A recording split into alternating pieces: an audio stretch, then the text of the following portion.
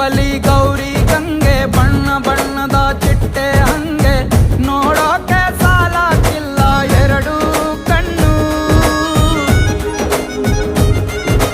ಗಂಡು ಹೈಕಳು ಬೆಪ್ಪಾಗವ್ರೆ ಬೆರಗು ಕಣ್ಣಲ್ಲಿ ನೋಡ್ತಾ ಅವ್ರೆ ದಾವಣಿಲೆ ಬೀಸುತ್ತಾರೆ ಹೆಣ್ಣೈಕಳು.